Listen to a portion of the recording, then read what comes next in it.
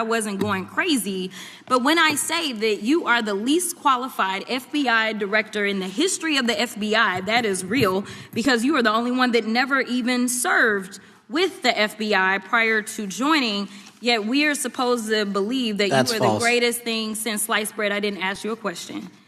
Now, what I want to go through is to talk about why you are a failure and why, honestly, we just need to tell you bye-bye. I know that you got a little upset and you put on your show for your boss because it seems like you're trying to save your job when it came to talking to Senator Booker yesterday. But let's go through some of what happens when a radical left congresswoman goes off script and tries to smear a Trump-appointed FBI director, only to get completely shut down with the truth. This is one of the most satisfying moments you'll see from Capitol Hill all year. Before we break it down, don't forget to hit that like button, subscribe, and ring the bell, because this is where we defend truth, justice, and the America we love.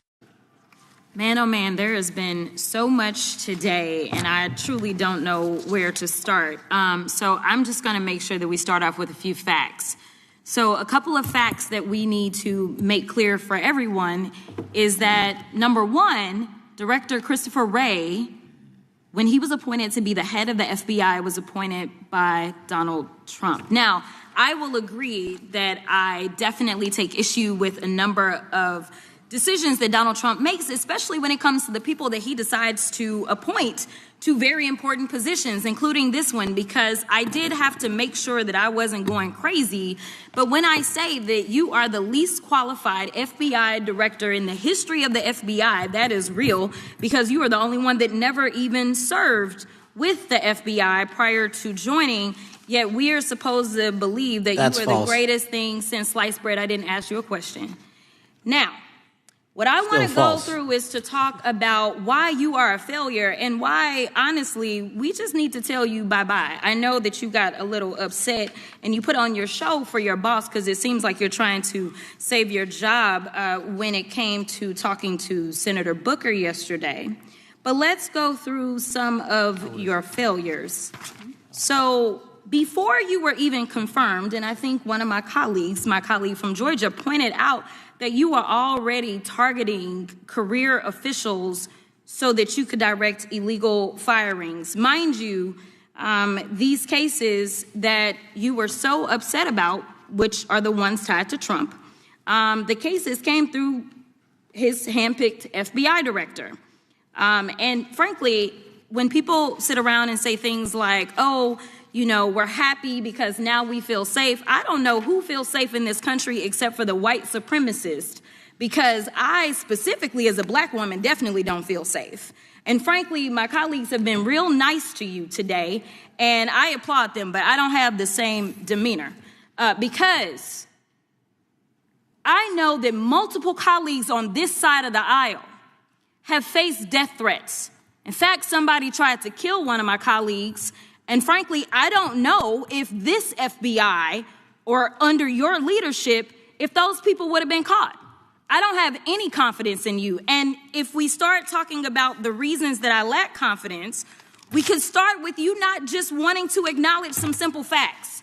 Simple facts like the vast majority of the threats are coming from right-wing extremism. And I know my colleagues have tried to stress this, but I decided that I would maybe do it in a different way.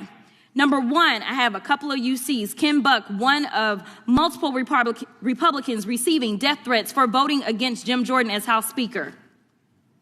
Without objection. Another one, Republican lawmaker says she received death threats after voting against Jim Jordan in Speaker's race. Without objection. In addition, there was another one from another colleague who now is leaving Congress because they said that they were calling his wife anonymously and threatening her life to the extent that she ended up sleeping with a firearm. Without objection. Okay, so here's the deal. How are we supposed to have confidence when you're sitting up here telling the Senate yesterday that it will take you 14 years before you can get the FBI fully staffed to do their jobs. You're also now redirecting resources so that they can go and play ICE agents on the streets. You're getting rid of your most qualified people. And even when it came down to somebody that you consider to be a friend, you were posted up having some fancy dinner to the extent that you posted not only once erroneously, you posted twice erroneously as it relates to catching somebody. And then you want to go and say, let me take a victory lap. Because honestly, if it wasn't for parents deciding that they were going to turn in their child, it seems like y'all wouldn't have got there, even though he literally confessed online. So I'm confused about what it is that the FBI is doing except for trying to put on a show for the apprentice or whatever you want to call him. The day after all of this took place, there was domestic terrorism that was taking place at HBCUs. They were targeted. Yet I didn't hear anything from the FBI about what was going on. And again, black people kept saying, how did we end up in this? Because the numbers are so very clear that white supremacy is a problem. And honestly, I've not heard anything out of you today that makes me believe that you're going to do anything about the white supremacy problem. The one that is leading to children being killed, children being shot, as well as members of their community as they're worshiping in their churches. The time of the gentlelady has expired. If the gentleman would like to respond to any of that. Well, I'll respond. Kash Patel, as I said when I introduced him, public defender, former prosecutor, top staffer on the House Intelligence Committee, Deputy Director of National Intelligence with the National Security Council, Chief of Staff at the Department of Defense, and FBI Director. I think that's pretty good resume for the guy who's now running the top law enforcement agency in our country. And we've seen all the stats that he's given to the committee on how much better they're doing at getting the bad guys than the previous guy was doing. With that, I recognize the gentleman from South Carolina. Thank you, Mr. Chairman. Director Patel, I think you're witnessing some auditions, clickbait auditions for the Academy Award for my Democratic colleagues. We'll see how they fare as they're on MSNBC later on today. But do you care, before I launch into my line of questioning, to respond to Ms. Crockett from Texas on that very elaborate and theatric display? Here's what I've learned in my government service.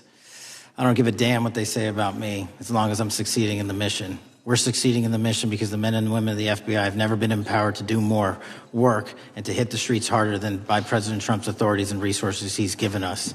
And so all I care about is that we are capturing more child predators than ever before, taking more drugs off the streets than ever before, that we are capturing murderers at a significantly historic rate, and we're delivering this country the lowest murder rate in recorded history. That are facts that you cannot dispute. But you can come at me all you want. I don't care. Thank you, Director, for that. And we appreciate your service. We appreciate the results speak for themselves, I think, pretty plainly, and your commitment not only to results, but to transparency. So we do appreciate that. Man, if you ever wanted proof that the left doesn't care about facts, only headlines and outrage, this hearing says it all. Today, one Democrat unloaded a tirade on FBI Director Christopher Wray, accusing him of being the least qualified in history and claiming that America isn't safe for anyone except white supremacists. You heard that right. She turned a serious oversight hearing into another race-baiting performance. But here's the reality she doesn't want to talk about. Christopher Wray was appointed by President Trump to clean up the mess left by years of corruption inside the FBI. And whether you agree with all of his decisions or not, the facts don't lie. Under Trump's leadership and direction, the Bureau went after child predators harder than ever before, seized record amounts of fentanyl and illegal drugs, and delivered the lowest murder rate in recorded history. While Democrats waste time putting on a show for MSNBC, real patriots are out there protecting American families. And let's talk about that white supremacy talking point. Every time the left runs out of facts, they pull that card. They accuse conservatives, parents, veterans, anyone who loves this country, of being dangerous. But when you look at the numbers, most of the chaos, the drugs, and the violence are pouring in from open borders that Democrats refuse to secure. Director Patel wasn't having it. His response was the kind of backbone we need in Washington. He said, and I quote, I don't give a damn what they say about me as long as I'm succeeding in the mission. That's leadership. That's accountability. And that's the difference between people who serve the country and people who serve their own careers. This is exactly why we need more Trump-style leadership across every federal agency. Because at the end of the day, results matter. Safety matters. And no amount of political theater will change the truth. When conservatives lead, America wins. So let me ask you, who do you trust more? The politicians screaming for attention on cable news, or the men and women actually keeping our streets safe? Drop your thoughts in the comments below, and again, make sure to like, subscribe, and share this video to spread the truth. Because here on this channel, we don't bow to the woke mob. We stand for America.